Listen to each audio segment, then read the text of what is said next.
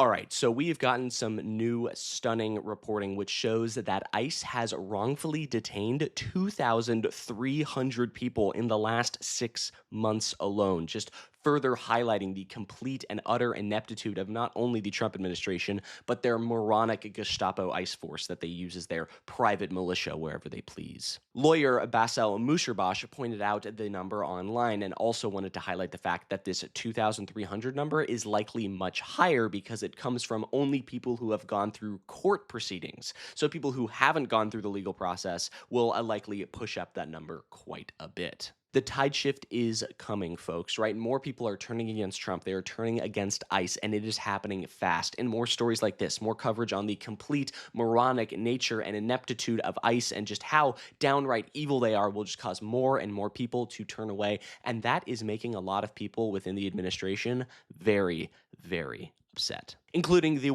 only Nazi wannabe Greg Bovino, who went into a very Trump-style late-night posting campaign last night, just being completely pissed off at people after being pressed about not only these numbers, but also the wrongful killing of nurse Alex Pretti in Minnesota. So expect that and so much more in this video, but we have a lot to get into, so let's jump into it. But before we do, just real quick, if you like what you see in this video, be sure to leave a like and subscribe to the channel. It's a great way to share your support, and it would mean a lot to us. All right, let's move on.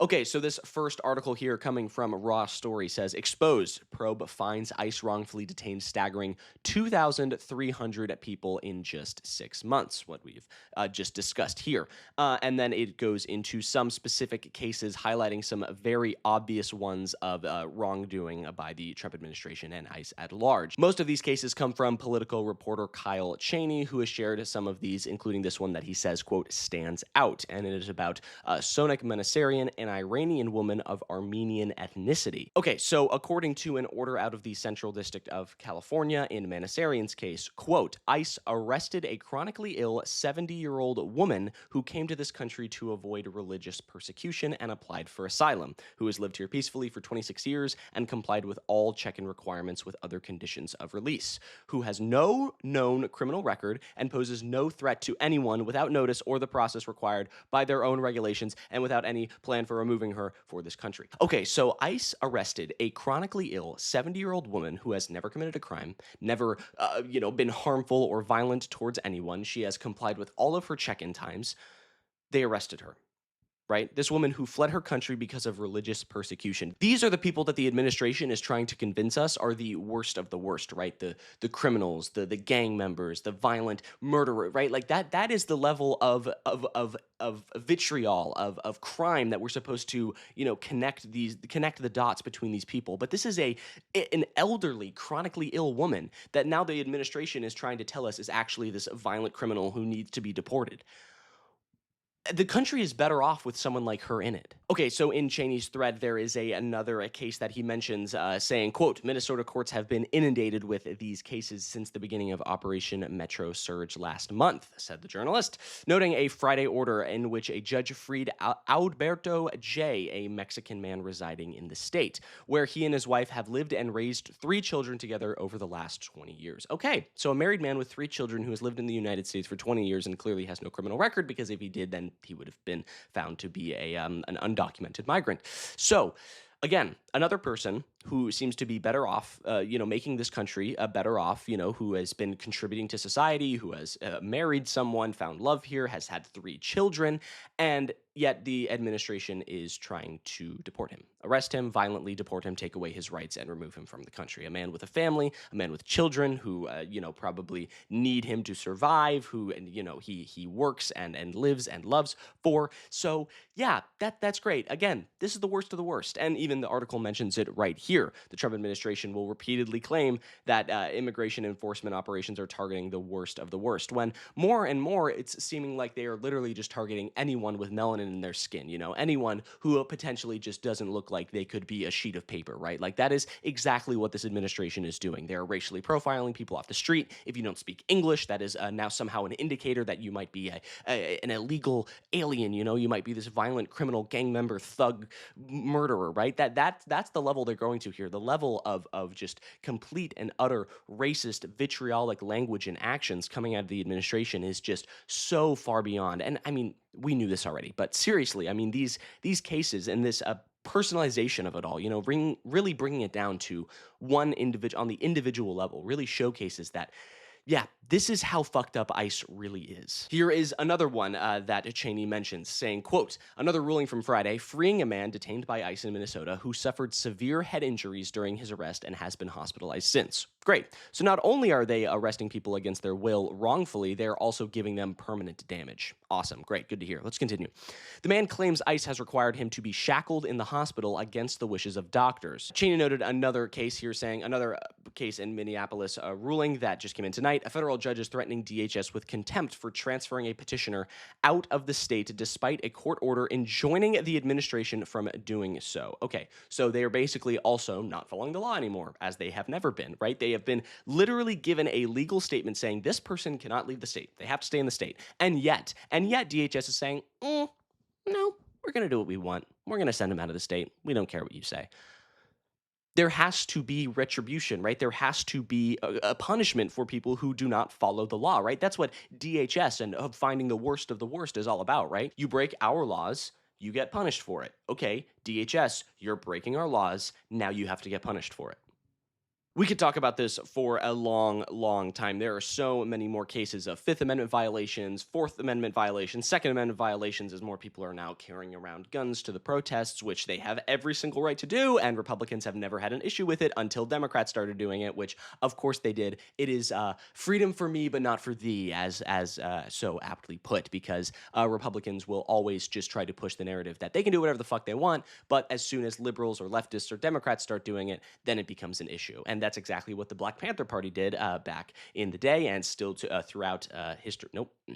And that is exactly what we have seen throughout history with people like the Black Panther Party, who did bring guns to protest to showcase the fact that we have a Second Amendment too. And clearly the right is not too fond of the Second Amendment. I thought you guys loved it. Well, what seems to be the problem? But yeah, again, there is so much here. I just want to point out right here that this is where, here's that 2,300 number adjudicated constitutional violations in just 6 months. And those are the ones that made it to court. So there's that highlight there in the article from our lawyer here, Bassel Musharbash. So again, there's that. Oh, but let's continue on to Greg Bovino and what he has to say about all this. Okay, so in light of all of this, Border Patrol Commander Gregory Bovino has gone on an insane social media posting campaign. So let's take a look at some of what he had to say. In one X post, he commented, "Lol, LOL," followed by several beer emojis after a user praised Greg Bovino and suggested that he would never pay for a drink again. He also mocked Representative Eric Swalwell online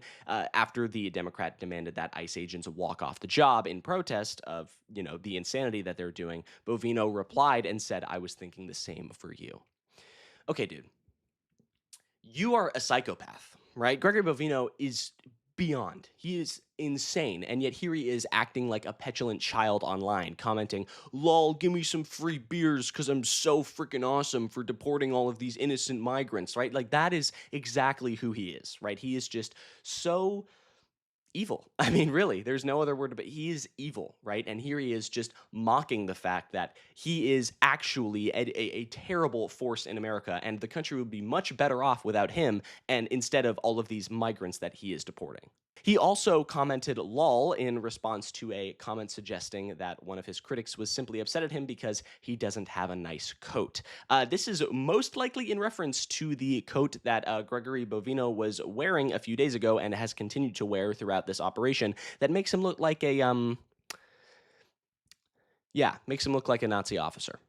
And now he's mocking it again. He's cosplaying as a Nazi, saying, "Don't call us Nazis, we're not Nazis," cosplays as one, and then also is now making jokes about the fact that he is wearing said Nazi uniform as like a wink, wink, nudge, nudge, like, yeah, I know I'm dressing like a Nazi, and I totally am, but like, like that's the level we're at right now. He's such a tool, and yet when he's pressed about anything, he just crumbles like a little petulant child. Here he is on CNN, and just take a look at what he has to say.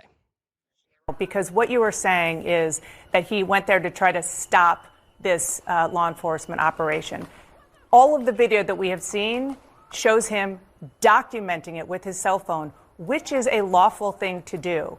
And the only time he seemed to interact with law enforcement is when they went after him when he was trying to help an individual who law enforcement pushed down. So where do you have the evidence to show that he was trying to impede that, that law enforcement operation?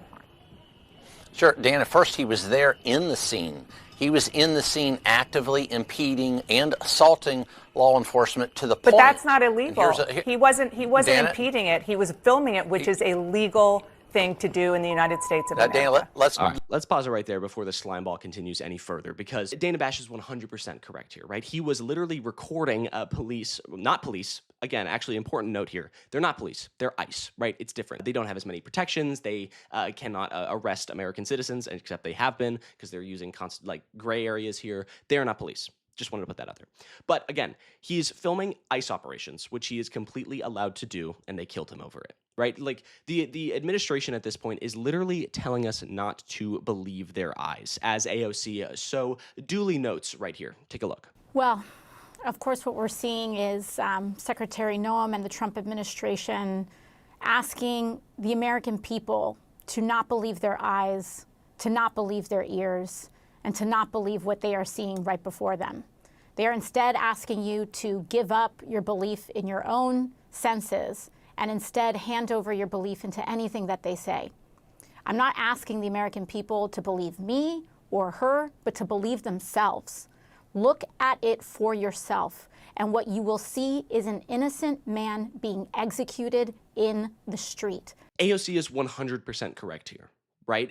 The administration is literally telling us to not believe our eyes. This comes as Kristi Noem is saying that Alex Pretti intended to, quote, inflict maximum damage and that he was brandishing his gun. We know that is not true. Stephen Miller said that he was an assassin and a domestic terrorist. Again, none of this is true. Pretti's parents have even come out saying that these are all sickening lies and reprehensible and disgusting. So clearly, this administration is just beyond, right? They are trying to push a narrative that no one believes anymore. But this can only go on for so long, right? The administration is losing popularity day by day. People are waking up to the reality that Trump and his cronies are being violent thug criminals, right? They are the criminals more in this situation than the migrants are, in all honesty. So more and more people are waking up to that, and a change will be coming very soon. But I think that's going to do it for me. Thank you so much for sticking around until the end. I really appreciate it. If you liked what you saw, be sure to leave a like down below, comment on this video, your thoughts, and subscribe to the channel. It's a great way to show your support, and it would really help us out a lot. All right, I'm Iago Lashua. Have a good day.